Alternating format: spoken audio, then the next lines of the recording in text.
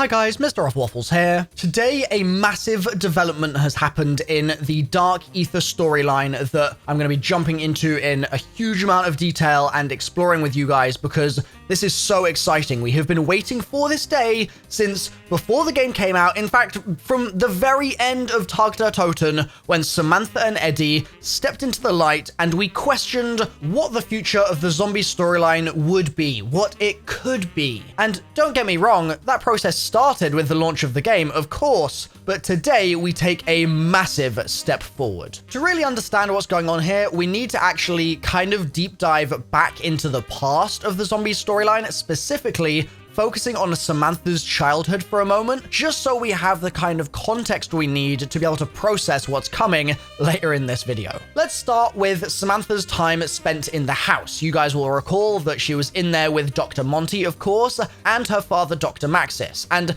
at one point, when she gets to the house, she is corrupted, supposedly, by the Dark Ether, and Dr. Monty takes her away from the house and then mysteriously returns her with her innocence, supposedly, restored. Now, it's sort of no surprise that she would have been corrupted at that time because of all the events that had happened with Moon, etc., but it's always been subject to debate, I suppose, exactly what Monty's involvement at that point was. We just don't have a lot of info about what it means for Monty to return someone with their innocence restored. It's a little weird. Once all that's happened, shortly afterwards, Samantha meets Eddie for the first time. That's child Richtofen, because his soul is brought to the house from Dimension 2210 by adult Richtofen. It is there in the house that Sam and Eddie begin to bond. They start to play with the toys, and the happiness of children is noted in the chronorium. It isn't all happy days though. Samantha writes in her diary that Eddie doesn't like to share the toys. And this has always been seen as quite an innocent thing, but as we get further into the video, you may see that potentially there's something deeper going on here. The next major milestone is Samantha and Eddie being ushered into the teleporter in the basement of the house by Dr. Maxis just before he is brutally murdered by the Apothecon form of Dr. Monty. And this completely enrages Samantha. She goes pretty much bonkers at this point. You can see that this is a damaged child through and through. And she carries that rage with her onwards to Torture and the meeting in the forest that, for the majority of the characters, would be their last days alive. Now consider Samantha's emotional state and well-being at this point. She has already been through so much, from having been experimented on by Richtofen many years ago, many maps ago, right the way through to seeing her father getting eaten alive by a giant angry space octopus. It's not been an easy time for her, and a key implication of this is that she's going to be really badly damaged and affected by what she has seen, and Eddie, who has been in the house with her, is undoubtedly going to share some of that trauma too. And this is only going to get worse when Sam literally has to kill Nikolai in cold blood. Like, that is not an easy thing for a child to do. And straight after that happens, and she is probably in total shock and just really messed up by everything that's going on, she and Eddie have to step into a portal, or is it even really a portal? They step forward into the unknown as the universe, the multiverse, the world fades out around them. And then she emerges on the other side as a completely unknown entity in a new universe. Can you imagine how messed up that would be if you woke up one day and the entire world around you didn't know who you were? There were no record of you existing previously. You had no friends, no family, no connections, no money, no power, no nothing. That would be a really awkward situation, and especially so for a pair of kids. And this would have messed her up. I think that in a lot of ways, Samantha would have felt lost. Fast forward into the future, Samantha's working with the BND, she's working with Requiem to some extent with Weaver. They don't understand her past, her history, her date of birth, or anything, but they just kind of go with it. And then we obviously get the events of D Machine. Samantha leaks the end station tape, and she has to flee the field, at which point she connects with Ravenov and heads over to Firebase Z, where she's unfortunately captured by Dr. Peck. And a lot of people don't realize this, but Peck literally tortures her by electrocuting her to try and break her will and get information out of her. And this is her reaction to that torture. Let's get this over with. Over with? No, my dear. Nothing is ending anytime soon. Not for you, not for me. Besides the restraints on your wrists and ankles, you feel the electrodes on your body. Yes. Of course you do. You're a smart girl. Who is your informant? Who told you about our work here? Who was it who dared betray me? Does it bother you? Not having any friends. Friends are overrated. They can't pay the bills.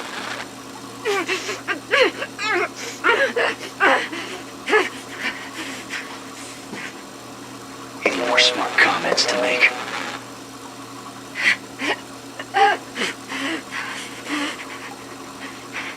Yeah. Whose bitch are you?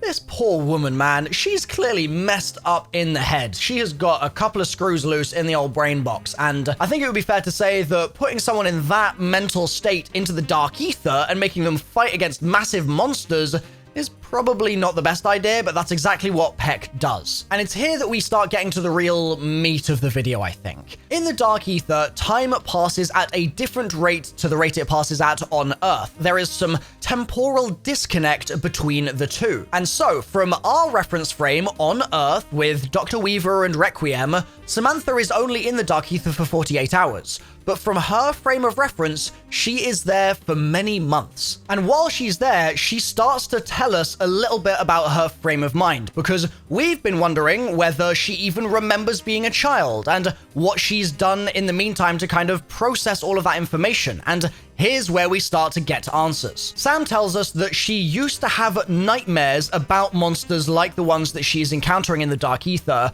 but she told herself that she was being foolish and that they were not real. I was wrong. I'm not scared. I have overcome much worse things. I will take their power from them by using it. Now, I hide in shadows, like they did when I was a child. I found shelter. I found food. I do what I need to in order to survive. Tomorrow will be a better day. I will choose to believe that. Clearly, she's had to rationalize the fact that all these crazy things happen to her, and yet in this new world, things appear mostly normal. But no matter how much she might tell herself that those things never existed and were just nightmares in the first place, she does remember having to hide in the shadows and overcome much worse things than what she's experiencing now in order to survive. And goes on to say that she wishes she could prove that she was a good soul, but then wakes up with blood on her hands, in the possession of a knife and a bunch of dead soldiers in front of her, which really makes it sound like she's carried out some kind of frenzied attack and taken them all down in a kind of blacked out state. I think it's fair to say that this woman is really suffering, and she doesn't even really know what she's capable of at this point. Now take all of that, everything that I've said so far, and just ladle on top of it the fact that being in the dark ether like this, exposed to the open air, she does have a gas mask, but we don't know how much exposure she got before she got that, massively affects people's memories and gives them amnesia. That's why so much of the Phi-Base Z Easter egg is focused on memory transference and things like that. And so yes, Sam is saved from the dark ether by our crew, you could say, and she's returned to the real world to be evacuated by Requiem and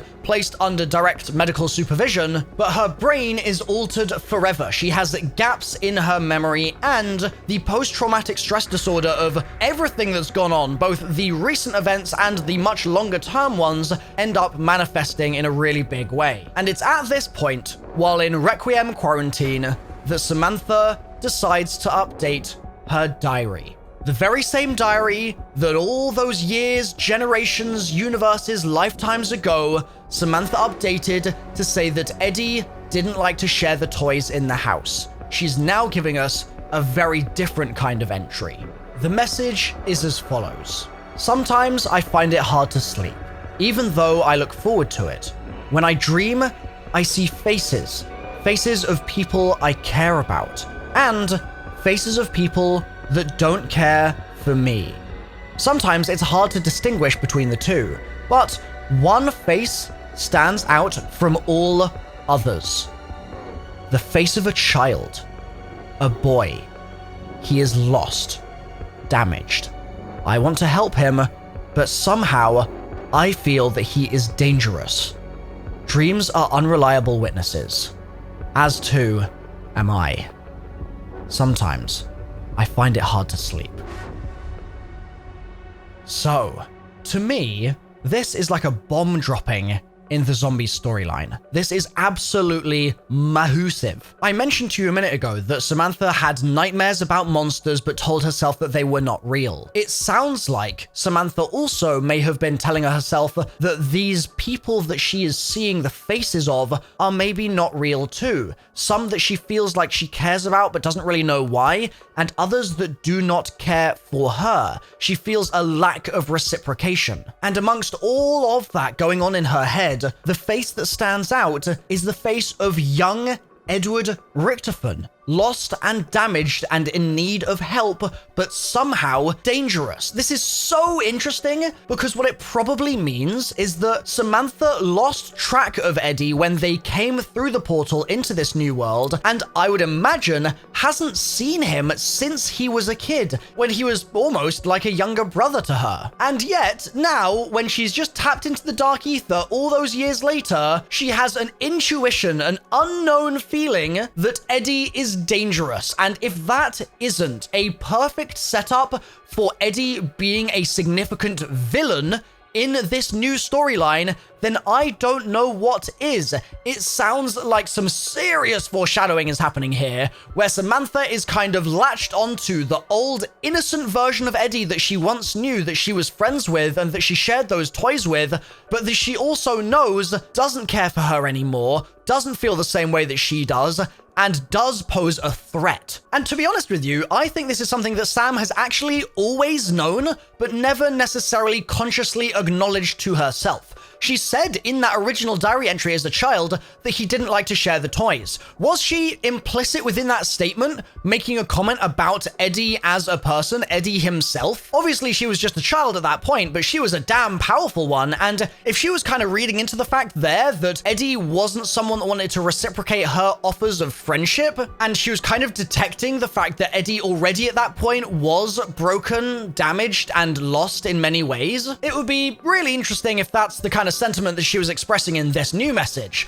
And it kind of is. On top of all that, with regards to Eddie, this is the first time he's been mentioned since Tag. This is the first time. And the fact that Craig Houston, lead writer at Treyarch, has decided to frame that first mention of him in this way as like almost a boogie monster that we're going to be kind of scared of and hope that we see at some point, but he's like an ancient myth or legend and we don't really know if he's there or not. Like, oh, it's so cool to me. And I think the implications of this are pretty self-evident and also completely astronomical. The halfway point in the DLC season is approaching. Outbreak has actually brought us closer to that halfway point, if anything, because it's been like a DLC 1.5. And so I think that it's very likely that the stakes are massively raised in DLC 2, so that DLC 3 can then have things simmer a little bit more, and DLC 4 can be a massive blow-off-top finale. The mystery of Richtofen will continue, no doubt, for a little while as we are breadcrumbed more information about him, but